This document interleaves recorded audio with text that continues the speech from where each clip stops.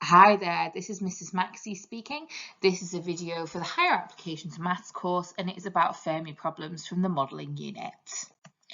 So what are they? They're named after Enrico Fermi, and he was kind of, I guess, the guy who came up with the world's first nuclear reactor. He was a physicist, and he kind of came up with these kind of style of problems specifically to train his students to improve their problem-solving skills, to help them think like an engineer and to solve problems that maybe we didn't even know existed, or problems that we didn't otherwise have an answer to. And he got them to use their knowledge of common sense and just their knowledge of the world to kind of try and solve these problems. And sometimes these problems they wouldn't actually be able to get an answer to, so it was about figuring out, well, what do I need to know here, and can I use an estimate to get this answer, and then figure it out from there. We're really thinking about the process here. We're not as concentrated on the answer, so the answer being kind of in maths often there is a finite answer, and that's very different in Fermi problems. It's a different way of thinking. The answers are going to be logical and educated estimates, and we must state any assumptions that we've made. We must be really obvious in stating those assumptions, and if we don't, in the higher apps exam, we'll be deducted marks. I'll show you some examples. So an example of a Fermi problem that you could be asked is, how many hours will the average Scot spend on their mobile phone during their teenage years? Now, if you're thinking about this problem, there's a couple of things that we need to know. Firstly, we need to know how long they spend on their phone, I guess, for one day. And we also need to know how long is a Scot a teenager for. And so you're making some assumptions for that. So I'm going to write, assume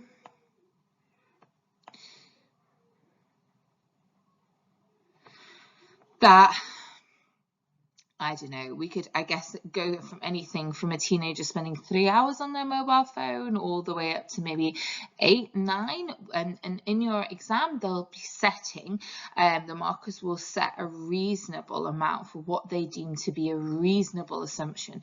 So let's say we assume 5 hours per day on your phone. I apologize for my writing being really awful today. I don't know what is going on here. Okay, that's our first assumption, and that would actually get us a mark in a Fermi problem. Next thing we need to know is how long they're a teenager for. Notice I'm using the word assume. Okay, we are assuming this. We don't know it for sure, but we're assuming, let's say you're a teenager from 13 to 18. So assume a teen is 5 years.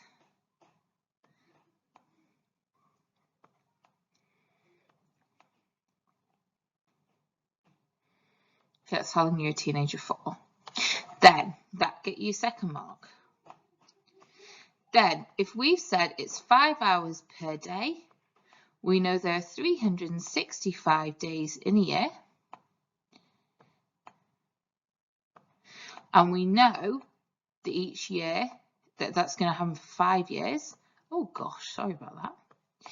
All we need to do is do a calculation that we're going to put in our calculators, because remember, you get a calculator in that exam. 5 multiplied by 365 times 5 gives you an answer of 9,125. So yes, you need to give an answer that's an approximate answer.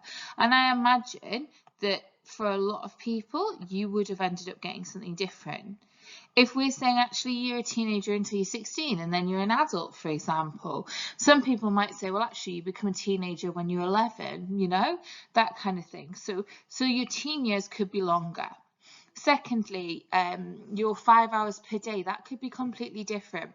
But what you're really showing is that you're stating these assumptions, you're multiplying them and timesing them by 365 to get your answer. And there will be a range of possible answers.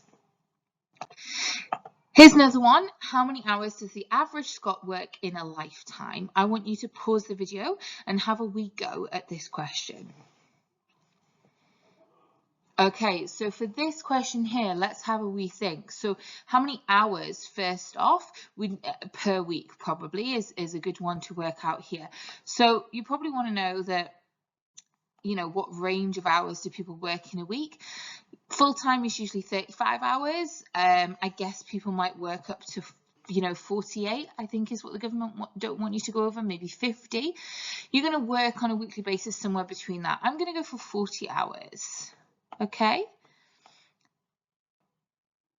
Now, I need to use that word assume.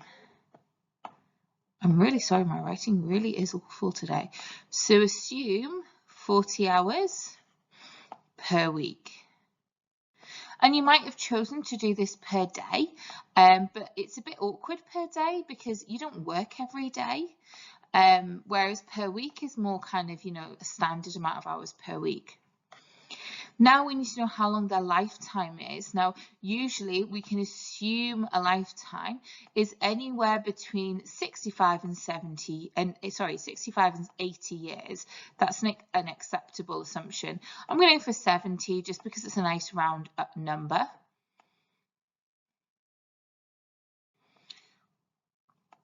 Okay. So now I know if it's 40 hours per week, there are 52 weeks in a year, and you're going to be alive for, we're saying 70 years. It might be longer, it might be shorter, but 70 years. You're now going to put that in your calculator, 40 times 52 multiplied by 70.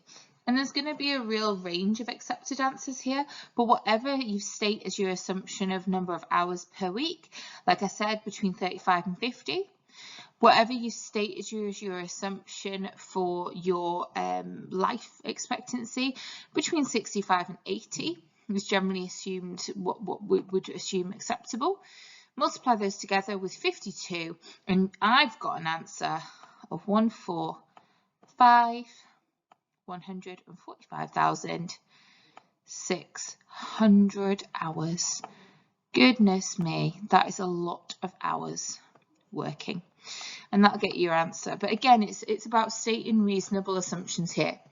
Let's do a question from an actual past paper. This paper was from 2023, and it was question 1. It tells you here some information. A school year in Scotland usually lasts 190 days. Estimate the total number of hours that a typical pupil in Scotland will spend in school during their lifetime.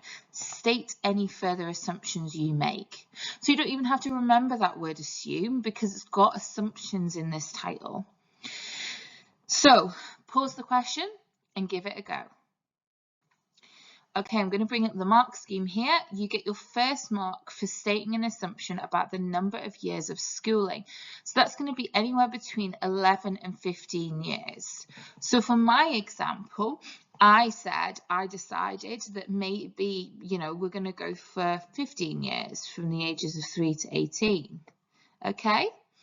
But you can go anywhere from 11 up to 15. Maybe you think you start school nearer to 5 and you're going to leave school at 16. Okay, that will be 11.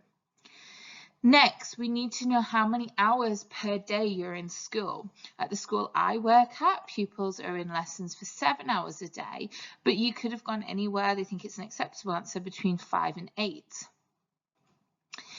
Then you need to multiply that by 190. Because it told you in the question that we're 190 days in a school year. You're not at school for 365 days a year, so you don't want to multiply it by 365. Put that in your calculator, and you could get an answer that's anywhere between 10,450 hours and 22,800 hours. For my examples, where I've chosen 15 and 7, okay, just did, don't know why, I would have got 19,950. Now, it's worthwhile noting that you do need to put kind of, I guess, your assumptions. So you need to be really, really clear. You can't just put 15 times 7 times 190.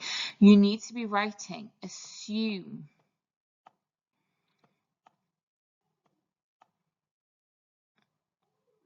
"15 years.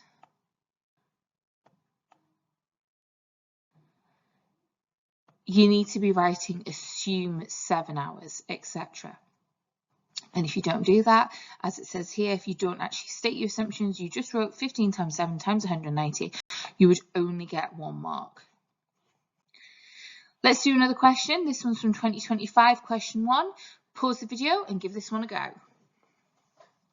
Okay, so for this question here, you need to look at the portions of fruit and vegetables available. I'm going to do a waggle on your exam question. So we're going to start with stating that we are assuming, and I'm going to go for 5 portions of fruit and veg. Okay, the reason why is because that's the government recommended amount, but you might have gone for something different. Secondly, we then need to think how long childhood is. I'm going to class childhood as from, 6 months old up to 18, so 18 years. Okay, so I'm going to put assume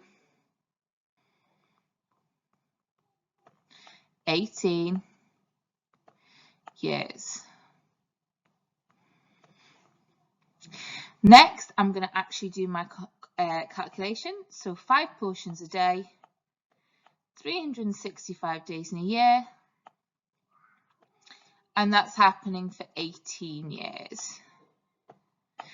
Put that in your calculator, 5 multiplied by 365 multiplied by 18, and I got 32,850. Let's look at the mark scheme for this question so we know where we're going to assume a minimum of 7 years. Again, the same with portions. We have to say portions, or you might have said 2 fruit and veg per day. Okay.